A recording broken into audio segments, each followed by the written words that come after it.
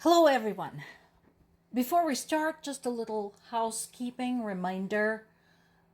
Looking at my views for updates on Ukraine, clearly some of my videos are being suppressed. Normally, I get anywhere between 700 to 1,000 views per video, but if you scroll through some of them, there's like 2 or 100. So clearly something is kind of fishy there. So if you want to make sure you don't miss these, I also post these on my YouTube channel. The link is on my TikTok profile in my link tree and on my Substack called Random Writings under the updates on Ukraine category. So you can always go there and subscribe and make sure you don't miss one. Moving right along. Again, no surprise there. I once again agree with Zelensky, even though I don't like him. Trump is putting unfair pressure on Ukraine. And it's not just during these latest round of talks. It's all the time, pretty much. Like, hurry up and surrender already.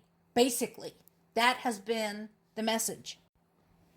There is the pressure to surrender territory, something that majority of Ukrainians very staunchly and vocally oppose. There is the talk about concessions as to the reparations, as to the persecution of the war crimes, and so on and so forth. I mean, that is just bullshit. Again, remember, this is a dude who gets upset. I'm talking about Trump. If somebody says something about him the wrong way, and I would like to see how he would feel if somebody, I don't know, hacked off part of Mar-a-Lago or something, just to see how he would react and how many lawsuits he would start to get it back. And here he is pressuring a whole other country to basically surrender territory and not do anything about an invading army. That is bullshit. Again, Ukraine did not start this war. Repeat after me. This war was started by Russia. I don't care what their reasons are. I don't care what they tell you in their propaganda. They started it. Nobody was threatening them. Nobody wants their shithole country. They're just trying to restore basically a USSR/Russian Empire hybrid. Not surprisingly, Russian officials made no comments so far, other than saying that the talks were very tense. Well, yeah, you think? Do you think it's going to be fun to sit across the table with the delegation whose country you invaded?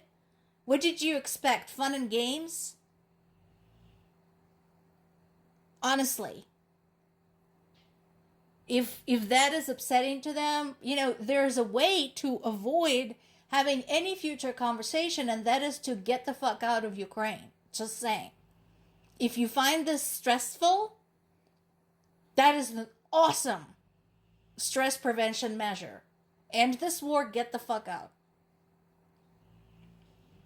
Meanwhile, Ukraine continues its campaign against Russia's oil industry. So we talked about different bits and pieces of this pretty much throughout these reports. In this recent operation, Ukraine drones hit the Taman oil terminal in the Russia's southern city of Krasnodar, actually the Krasnodar region, and a chemical plant in the Perm region near the Ural Mountains. Again, I invite you to refresh your geography, pull up a map, look up where Ukraine is at, and look up where those places are, the Krasnodar region and the Perm region. That is not close. And again, If people of Russia don't like their workplaces targeted in this fashion, they need to take it up with the Russian government that had turned basically everything there is to have in Russia into some type of a military object. There was an incident at Lithuania's Vilnius airport that had to close for a brief period of time because some weather balloons from Belarus came drifting in. So, again, Belarus is Russia's mini-me. And they too are toeing the line. They're trying to see what they can get away with. And remember, Russia has military bases. Russia has government support in Belarus. Look at the map. Look whom Belarus has borders with. This should make, if you live in Europe, this should make you extremely uncomfortable. Just saying. Speaking of Shadow Fleet, a tanker called Grinch was released 2 days ago by France after its owners had to pay exorbitant fees. This tanker is yet another one of those suspected of being part of Russia's Shadow Fleet and was held for violating sanctions. So not a bad approach. I'm not happy that it got released, but I'm happy that they basically bled it dry. They're certainly making no profit on this particular trip. Starlink updates. So far, Starlink terminals used by the Russian military on Ukrainian territory have been down for 2 weeks now. However, that had no effect on the drone operations. And the reason why is because they're launching and controlling those things from the border regions. Remember, the way this works, right? Any Starlink terminal that is located geographically on Ukrainian territory has to be registered by somebody who lives in Ukraine.